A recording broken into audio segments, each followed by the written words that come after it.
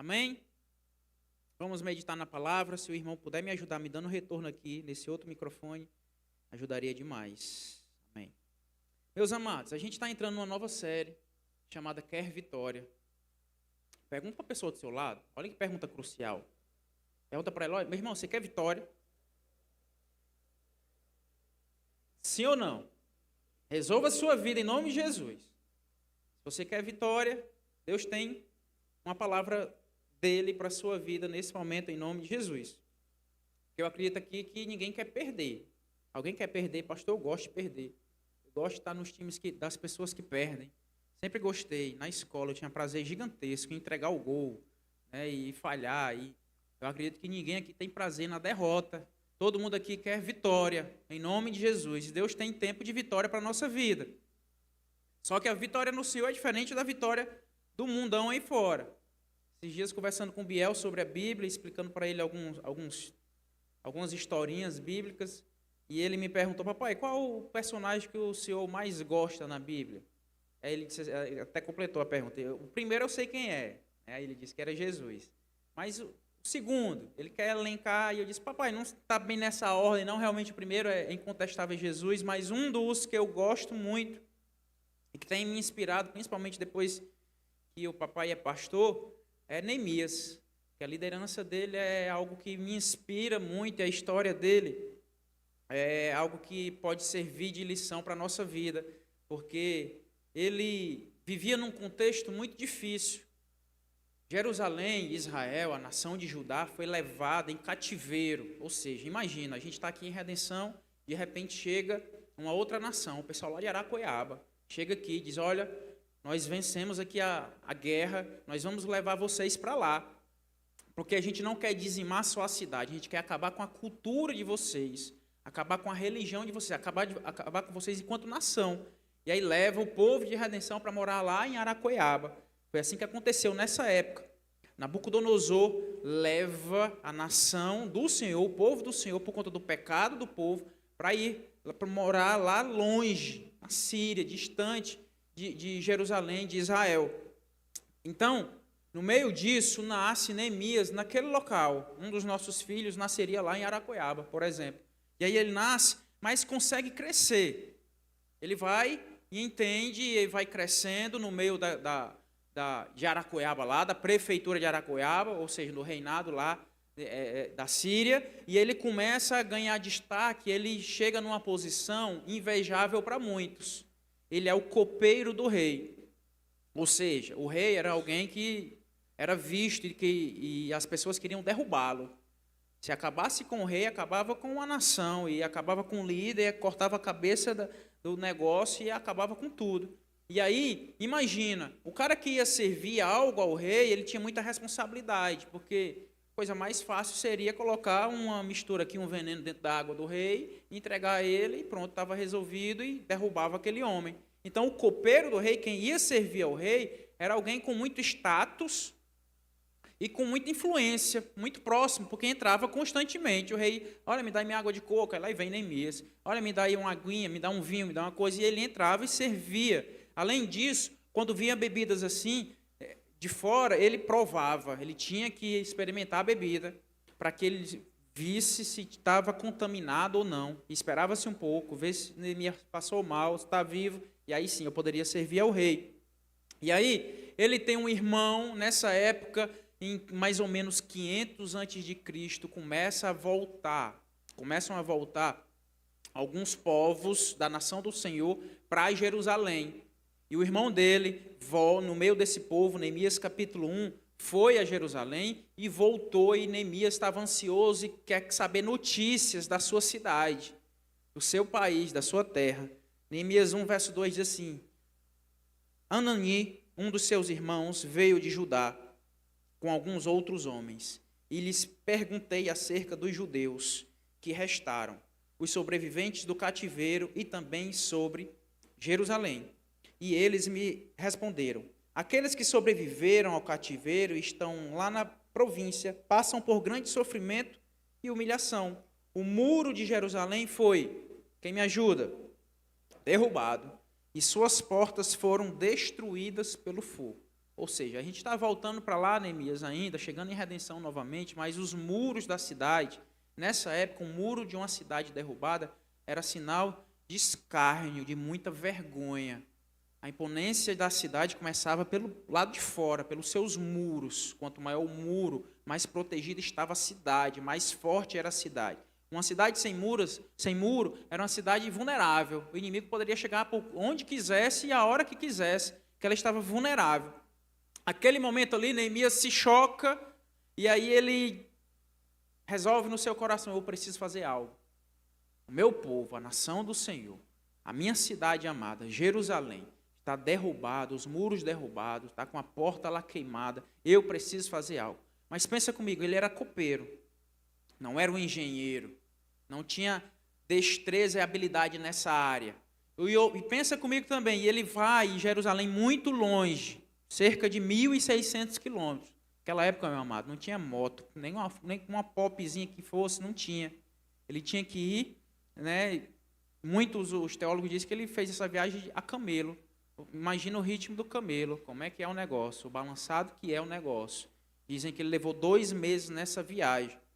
Mas ele chega lá, vê a cidade, vê o projeto que tem que ser, levanta pessoas para a reconstrução desses muros e leva uns 52 dias para que os muros estejam prontos, perfeitos. Eu contei essa história toda ao Biel. Ele achou linda a história, perguntou um monte de coisa. E aí Deus foi falando ao meu coração que ele é um homem vencedor, porque ele estava numa posição que era copeiro, muitos queriam estar no lugar dele, um cargo de confiança, mas ele larga tudo isso para reconstruir os muros de Jerusalém. E tem êxito no projeto dele. Deus o chama, o incomoda e ele larga a posição e status dele. Então, eu comecei esse sermão aqui, essa pregação, com uma pergunta muito clara: se você quer vitória, sim ou não? Eu tenho pelo menos 3 coisas a partir de Neemias que Deus certamente vai falar ao seu coração, em nome de Jesus. Primeira coisa, entenda o sentido, o real sentido de vitória, em nome de Jesus. Porque vitória para o povo de Deus é bem diferente para vitória para as pessoas lá fora. Se você quer vitória, pastor, eu estou em oração, em jejum, em campanha com o Senhor, porque eu quero uma vitória. Minha irmã, qual é a vitória? Eu estou jejuando pelo marido da minha vizinha, eu quero que ele venha morar comigo e ser o meu marido. Isso aí não é vitória para crente, em nome de Jesus. Deus certamente não vai abençoar esse tipo de que você acha que é vitória para a sua vida. Entenda o real sentido de vitória. Neemias poderia estar confortável, sim ou não?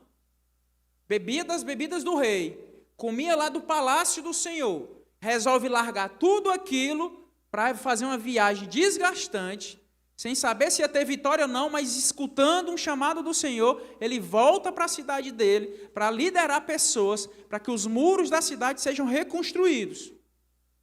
Isso é um vitorioso, sensível à voz do Senhor. Primeiro nós precisamos entender o que é vitória. Desejar o algo do próximo. Tentar tomar o algo do outro. Pastor, eu quero vitória. Eu quero que Deus derrube o meu chefe, porque eu quero aquele cargo. Isso aí não é vitória para cristão. Pastor, eu estou com mágoa no meu coração e eu quero que a minha professora lá, do jardim de infância, há 30 anos atrás, Deus possa colocar uma doença na vida dela, para que eu tenha a minha vitória e ela pague pelo que ela fez comigo lá no jardim de infância. Isso aí não é vitória para crente. Então, a primeira coisa é você entender o que é vitória, segundo a vontade do Senhor. Ontem, a gente teve uma derrota moral gigantesca no nosso país. Doeu meu coração, enojou, eu fiquei a tempo de vomitar. Hoje pela manhã, quando eu acordei, eu fui abrir as redes sociais, foi para me dar a gastura do que eu vi. Você deve ter visto. Se você tem rede social ou assistiu algum jornal, viu que ontem teve um show lá no Rio de Janeiro. As cenas deploráveis, sexo explícito lá, e todo mundo batendo palma, todo mundo festejando a imoralidade. Isso por si só já seria uma derrota, mas o que esperar da nossa nação que festeja no carnaval algo muito semelhante, ou talvez pior, mas o contexto que a gente vive lá no Rio Grande do Sul, acontecer algo do tipo, e os artistas, nossos artistas, influenciadores estarem naquele local, batendo palma para tudo aquilo ali, foi uma derrota moral gigantesca na nossa nação. Não foi vitória nenhuma o que aconteceu ontem. Ao contrário, motivo de vergonha. Hoje eu vi um vídeo de um rapaz que está trabalhando no resgate. Você deve ter visto. Ele estava com 3 criancinhas no barquinho dele lá, resgatando pessoas. Né? De repente, uma das crianças olha para a água e diz, olha, pega aquela bonequinha para mim. Naturalmente, ele vai e aproxima o barco. Quando ele chega perto, pensando que era uma bonequinha, era um bebê que estava boiando, morto. Como é que a gente pode celebrar algo no meio de uma tragédia tão grande? Estava vendo algumas pessoas que moram lá, olha, quando as águas baixarem, vocês vão ver o cemitério a céu aberto. A quantidade de vidas que foram ceifadas. Como é que a gente festeja tudo isso? Como é que ontem foi motivo de festa? Tudo que aconteceu lá, 60 milhões investidos em um show, numa noite, enquanto eu fui calcular. Me incomodou tanto que eu fui noiado, meu Deus, me revolta esse tipo de coisa. Quanto custa um hospital de pequeno porte? Por exemplo, um hospitalzinho que tem lá na Carábia. Mais ou menos 2,5 milhões para construir um hospital de pequeno porte, para funcionar o negócio. Daria para a gente ter feito pelo menos 25 hospitais a mais no nosso país. Por conta de uma noite, um show, de uma pessoa que veio, proclamou tudo que é errado, tudo que é contra o Senhor. Nosso Brasil ontem sofreu uma derrota gigantesca. Então, primeira coisa é entender que nem tudo que a gente quer é vitória do Senhor para a nossa vida. Primeiro, a gente deve conhecer a palavra e a vontade de Deus. Deus tem vitória para você, amém? Mas segundo o coração dele. Essa frase não para aí.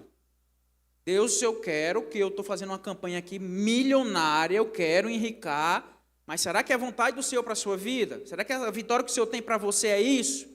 Será que se você conquistar esse tipo de vitória, você vai permanecer fiel ao Senhor?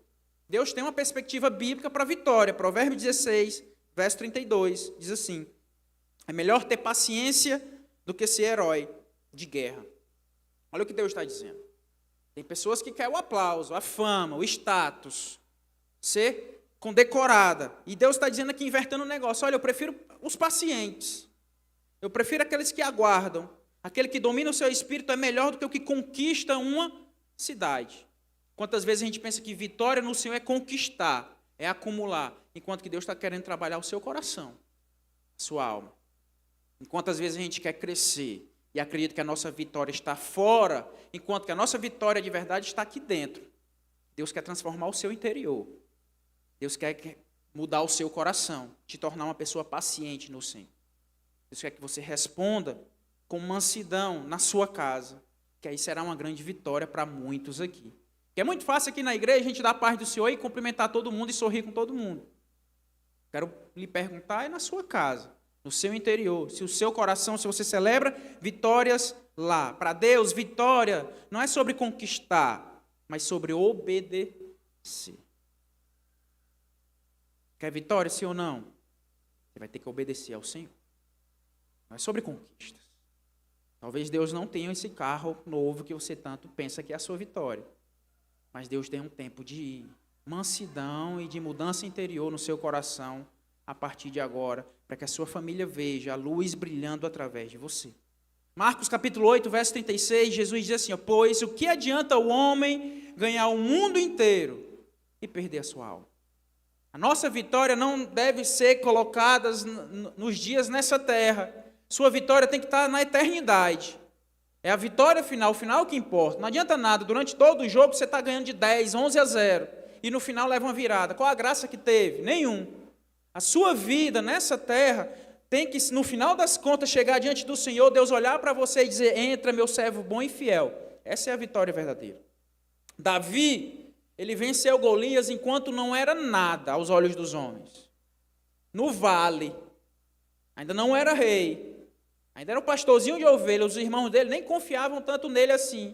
E ele vence Golias no vale, lá embaixo. Mas já prestou atenção onde é que Davi teve a sua pior derrota? Quando ele era rei, dentro do palácio. Enquanto estava na sequidão, enquanto não tinha nada, teve a sua maior vitória, que foi derrubar um gigante. A partir dali começou as coisas a acontecer na vida dele. Ele cresce, se torna rei, deseja uma mulher e cai duramente, comete o adultério, planeja o assassinato do marido da mulher. Quando ele sendo rei, ele dentro do palácio faz isso. Mudança de perspectiva. Às vezes nós acreditamos que fulano está sendo abençoado, porque fulano está conquistando e comprando coisas e acumulando coisas. Mas no Senhor, a vitória de verdade é aqui dentro. Não é lá fora. Deus pode ter vitória nessa área para você em nome de Jesus. Acabei de ministrar isso sobre a oferta. Mas na verdade, Deus tem um espírito paciente em você. Deus quer mudança em você. Então é mudança de perspectiva. No Senhor, você pode ser vitorioso mesmo não tendo nada. Mesmo faltando muitas das coisas, mas o Senhor não faltará na sua vida. E você é vitorioso para a glória do Senhor. Sua vitória não está nos bens que você vai possuir ou acumular. Tira esses olhos é o do mundo. O mundo está batendo palma para uma mulher, beijando outra mulher num palco lá. E todo mundo batendo palma para aquilo. No Senhor, a vitória verdadeira estão em pessoas que estão lá dentro de barco, lá no Rio Grande do Sul, correndo risco de vida. Eu vi um cara numa escavadeira lá, indo contra a correnteza, levantando a escavadeira, pegando gente no telhado. Isso é vitória diante do Senhor. Quer vitória, sim ou não? Não vai baixar o nível do seu sim, em nome do Senhor Jesus. Se eu estivesse pregando aqui que a vitória do Senhor era a riqueza na sua vida, tinha crente pulando aqui, talvez. Não baixe seu nível, porque eu entendo que Deus tem uma vitória para mim, mas segundo o coração dele, ainda assim é saborosa. Aliás, é bem mais saborosa do que qualquer outra vitória que esse mundo possa oferecer para nós. Então, quer vitória sim ou não? Segunda coisa, tenha disposição. Se tem uma classe de pessoas que ofende ao Senhor, são os preguiçosos. Olha para o seu lado e olha para o rosto dessa pessoa. Essa pessoa tem cara de valente ou preguiçoso? Avalie aí no seu coração.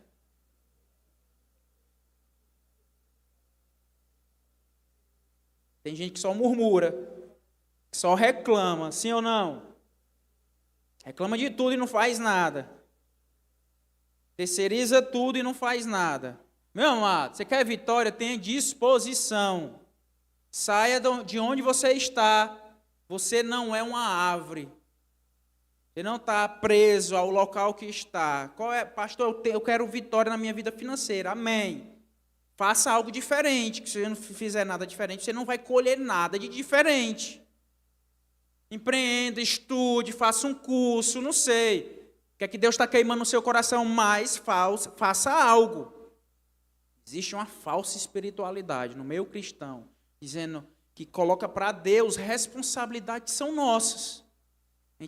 Muitas pessoas dizem, olha, Deus vai fazer, e a pessoa não se movimenta, está deitada na rede, esperando Deus fazer. E Deus olha para a pessoa, meu filho, vá, caminhe que eu vou lhe ajudar. Eu vou fazer através de você. Repita comigo, Deus vai fazer através de mim. Em nome de Jesus, meu amado, é através de você. Em nome de Jesus. Neemias, quando soube do contexto, capítulo 1, verso 4, ele diz assim, quando ouvi essas coisas, sentei-me e chorei. Passei dias lamentando, jejuando e orando ao Deus dos céus. Ele chorou, amém? Jejuou e orou. Mas, diga comigo, mas não parou aqui. Fez a parte espiritual. Tem algum irmão que planeja acordar esse horário, o celular está tocando. Alguém da mídia ali, né? Marcílio, tu acorda esse horário, Marcílio? E eu estou pregando sobre disposição. Que exemplo perfeito. A não ser que você dê plantão a noite toda, vai levar cajadada no final do culto. É o relógio para orar, né? Da oração, sei. Ou seja, chorou, jejuou e orou, mas não parou aqui. Tem crente que só está nessa fase. Tem crente que só chora, só jejua e só ora. Isso não é pouca coisa. Mas Deus tem um próximo passo para você. Sim ou não? Então, em nome de Jesus, depois ele chora, jejua, ora, fala com o rei, apresenta, olha, rei, minha cidade está assim assada, os muros dela estão de tal forma. O rei libera, vá reconstruir os muros da cidade. Ele vai para Jerusalém, 2 meses, em cima do camelo, balançando para um lado e para o outro. Desgastante a viagem. E coloca a mão na massa. Ele não vai para lá só para orientar o povo, chega lá, olha pessoal, façam dessa forma, daquela forma.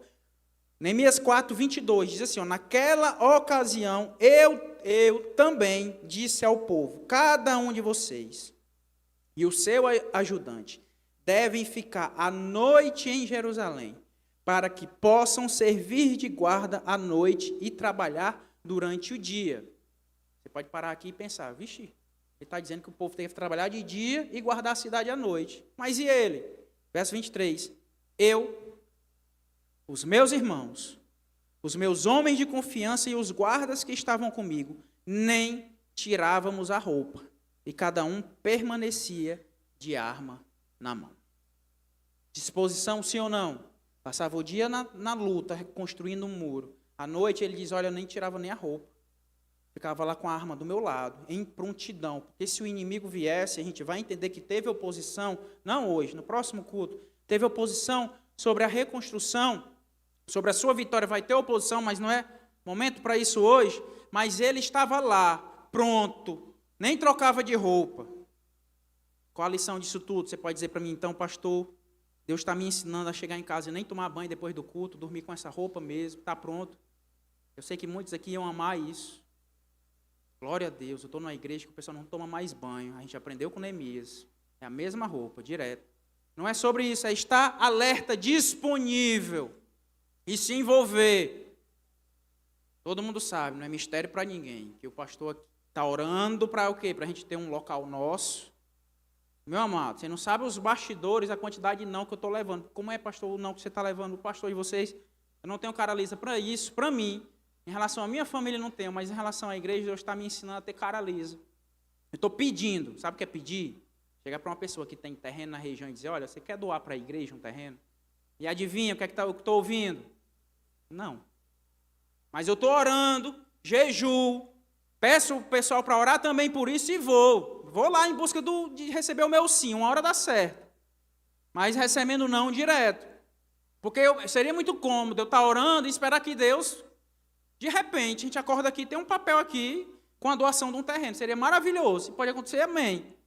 Mas, enquanto isso, a gente vai se esforçando para a gente ter o nosso local para a glória do Senhor Jesus. Esse projeto da igreja, o próximo passo, é sobre isso. Está disponível. É muito cômodo vir para cá e estar sentadinho na cadeira e não fazer nada. Eu assisto. Eu sou abençoado. Minha igreja me abençoa e eu não dou passos quanto a isso. Faça algo em nome do Senhor Jesus. Existem vitórias que só ocorrerão na nossa vida quando você se movimentar. Então, em nome de Jesus. Jesus, quem estava aqui domingo passado, entendeu que Jesus é o caminho.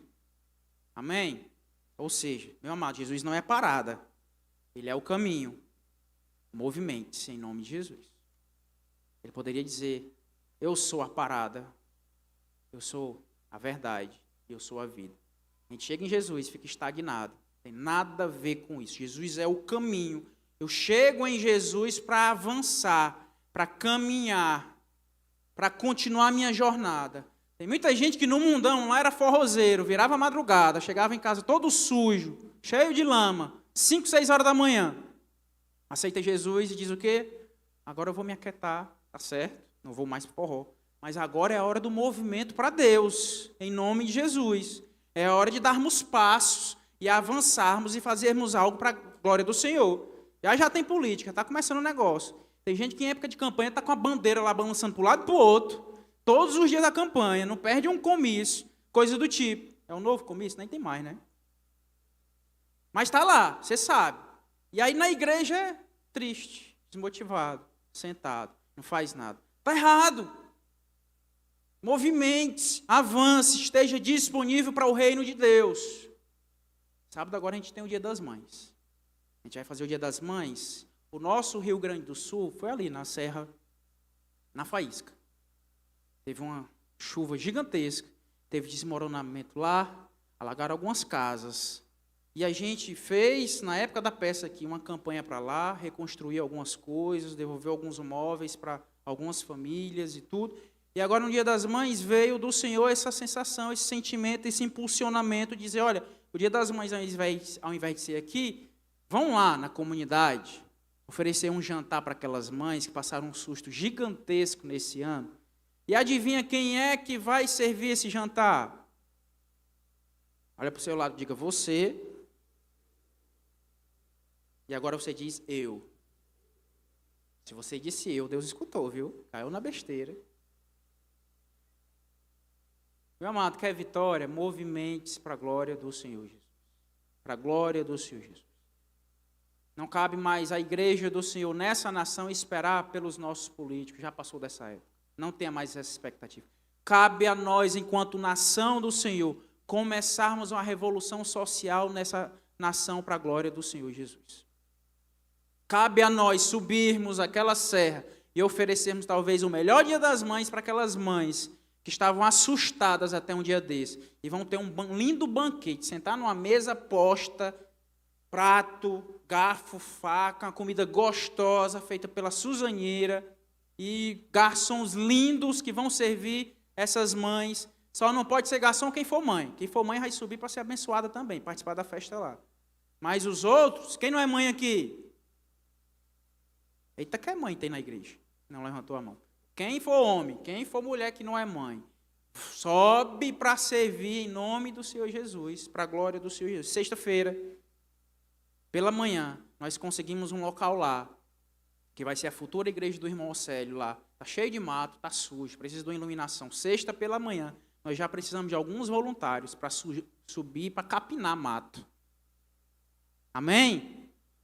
Olha, sexta pela manhã, nós vamos limpar o terreno lá, ajeitar o local, passar o dia por lá, juntamente com o gigante, ele que vai estar liderando a equipe. Então, em nome do Senhor Jesus.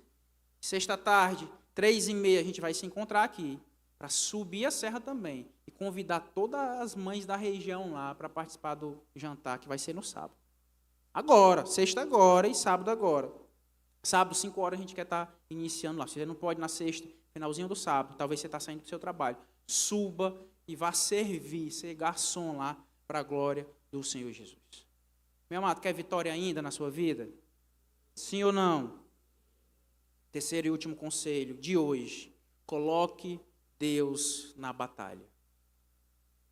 Sozinho você não consegue. Sozinho você não pode, não é capaz. Você precisa, necessidade. Coloque o Senhor na batalha. Tem muita gente que Deus chama para algo. Depois que começa esse algo, a pessoa não chama Deus para caminhar com ele. Ah, é o meu chamado. O meu chamado é cantar, é louvar, ser do louvor. Deus chama, pega pelos cabelos, vem. Depois que Deus coloca, a pessoa esquece do Senhor. Coloque Deus na sua caminhada, nas suas batalhas. Vitória verdadeira, o Senhor tem que participar dela.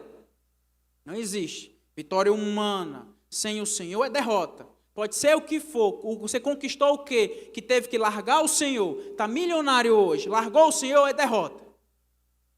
Não serve, não presta. Vai te prejudicar. Se qualquer vitória sua, pastor, comecei um namoro, glória a Deus, eu sou feio, ridículo, magro, não sei me arrumar.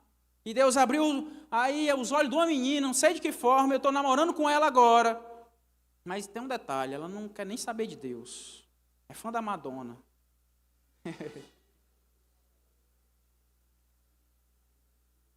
Alguém aqui?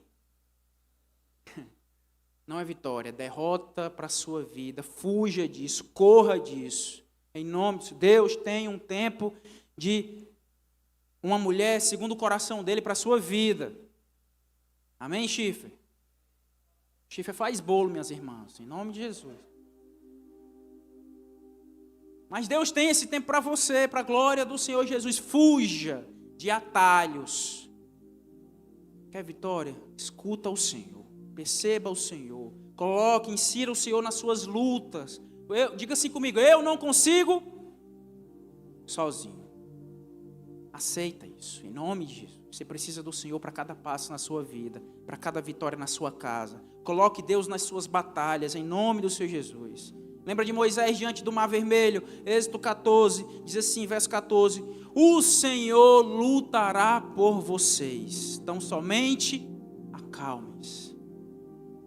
Já pensou? Deus se oferecendo, você está num time, numa seleção, tem lá Messi, Neymar, Cristiano Ronaldo, querendo jogar por você. E você não, deixa que eu resolvo. Que loucura. Ah, vai o Michael com a bola, pelo amor de Deus. É engraçado? Faz sentido? Para mim não. E às vezes a gente faz isso na nossa vida. Deus quer resolver. Deus está dizendo para você, olha, calma. Calma, eu quero lutar por você. Quem é? O que está acontecendo? É a sua família? Está sendo rompida, quebrada? Eu vou resolver isso aqui. Me coloca na questão. Fique firme nos caminhos. Eu quero trabalhar com você, lutar com você. E você diz, não, eu consigo só. Deixa comigo. Eu resolvo. Fica de lado, Senhor. Isso aqui deixa quieto. O texto continua, verso 15 diz assim, disse então o Senhor a Moisés, por que você está clamando a mim? Percebe? Já teve a hora de chorar, de jejuar e orar. E Deus está dizendo aqui, olha, por que você ainda está nessa fase aqui, ó? Continue fazendo isso, mas avança. Diga aos israelitas que sigam avante, erga sua vara, estenda sua mão sobre o mar, e as águas se dividirão para que os israelitas atravessem o mar em terra seca. Faz a tua parte. Estende tua vara. Onde é que você quer vitória, meu amado? Em nome de Jesus. Deus está te dizendo hoje, olha, avança, marcha, ora, me chama para a batalha, mas faz a tua parte. Pastor, eu estou desempregado. Mas eu só quero trabalhar se for num cargo de chefia. Minha família está passando fome. A igreja tem que me ajudar. Tem que fazer cesta básica. Tem que providenciar algo para mim. Pastor, meu amado, em nome de Jesus, baixa a bola, larga o cargo de copeiro, vai lá, o que é vender picolé, faz isso, mas dá os teus pulos, Deus vai abrir outras portas, só precisa que você esteja disposto, faça algo, para de se escorar no Senhor e espiritualizar o negócio, dizer, não, é providência de Deus, é o deserto do Senhor para a minha vida, e você está de braço cruzado, faz algo, para sair do estado que você está. Não responsabilize somente o Senhor. Moisés estava lá esperando. E Deus dizendo, marcha, vai, avança, toca na água que eu vou abrir. Faz a tua parte.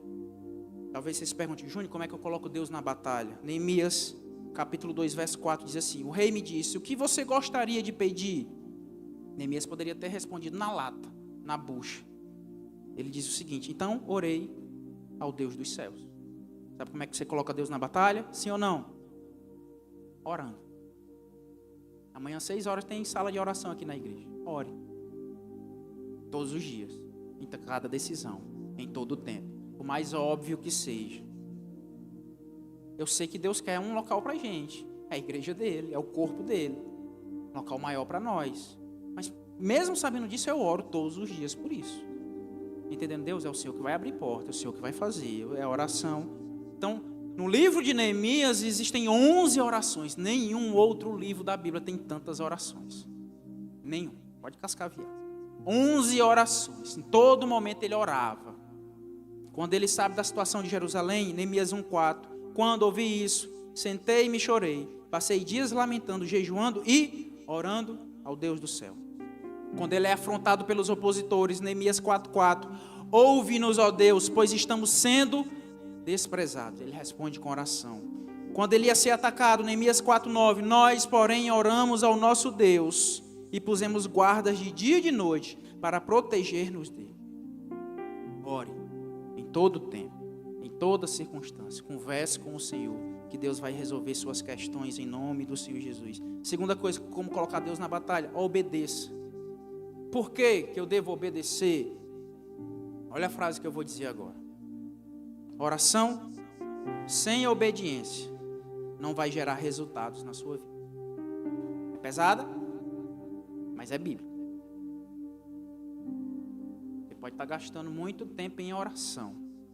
Está tendo uma vida devassa longe do Senhor. Deus, Isaías 59, verso 2 diz assim, mas as vossas iniquidades fazem divisão entre vós e o vosso Deus. E os vossos pecados encobrem o seu rosto de vós, para que vos não ouça. Provérbios 21:13. O que tapa o seu ouvido ao clamor do pobre, também clamará e não será ouvido. Tem gente precisando da gente lá na faísca. Sexta-feira agora e sábado. Salmo 66, verso 18. Se eu atender a iniquidade no meu coração, o Senhor não me... Deve orar. Sim ou não? Mas você deve obedecer ao Senhor. Obedecer ao Senhor. Seus pecados vão fazer uma barreira entre você e a resposta de Deus para a sua vida. Coloque Deus na batalha, orando e obedecendo. Vem Deus, batalha por mim. Mas não adianta nada. Deus batalha por mim e minha vida está devassa, longe do Senhor. Quero nem saber, não me envolvo com nada. Meu amado, para encerrar. Entenda o seguinte. Ainda tem, mas já somos. Pastor, que mistério é esse? Ainda tem vitória. Amém? Mas nós já somos vitoriosos no Senhor em nome do Senhor Jesus. Romanos 8, 37. Mas em todas as coisas somos mais que vencedores por meio daquele que nos chamou. Você já é mais que vencedor em Cristo Jesus. A maior vitória foi conquistada lá na cruz. Nem foi você. Foi totalmente dele. Mas para que você seja vitorioso no Senhor, mais do que vencedor em Cristo Jesus. Tira os seus olhos desse mundo. O crente é vitorioso de maneira diferente. Não é no padrão do mundo. Para esse mundo aqui, ontem à noite foi vitória lá em Copacabana. Aos olhos dos cristãos, aquilo ali foi uma derrota gigantesca. Talvez para sua família você é um derrotado. Mas aos olhos do Pai eterno você é vitorioso, crente fiel no seu quarto, sendo puro, consagrado pelo Senhor, buscando a Deus no secreto, escondido. Talvez a sua igreja nem lhe vê. Mas você está lá fiel ao Senhor, dizendo não para o mundo, mas sim para o Espírito Santo. E aos olhos do Pai você é vitorioso. Meu amado, Cristo te faz mais que vencedor. Você pode ficar de pé no seu lugar em nome de Jesus. Cristo nos faz mais que vencedores. Em nome do Senhor Jesus. Quer vitória, sim ou não? Entenda esses 3 pontos. Estuda o livro de Neemias na sua casa. Você vai ver que vai descobrir coisas maravilhosas. Você tem um mês inteiro aí para estudar esse livro. Mas entenda que vitória de verdade é estar no centro da vontade do Senhor. Não existe nada que vale a pena largar o nosso Jesus. Nada. Você pode perder emprego, pode perder promoções, pode deixar de enriquecer do dia para a noite. Mas você vai entender, Deus, isso aí é derrota. Se for para largar o Senhor, eu deixo de lado. Entenda que não há nada impossível para o nosso Deus. Se você quer restauração na sua casa, na sua família, na sua vida, Deus faz. Ele está pedindo que você avance, que você marche, que você faça algo para a glória do Senhor Jesus. Feche seus olhos. Conversa com o Senhor nessa noite. Veja o que você tem precisado nessa área. Avance no Senhor. Esteja disponível. Talvez você tenha que dizer, Deus, eis-me aqui, Pai. Eis-me aqui, Pai. Me tira desse conforto. Fale para Ele. Fale para o Senhor. Ore da sua forma, da sua maneira agora. Levante sua voz. Converse com o Senhor. Com as suas palavras.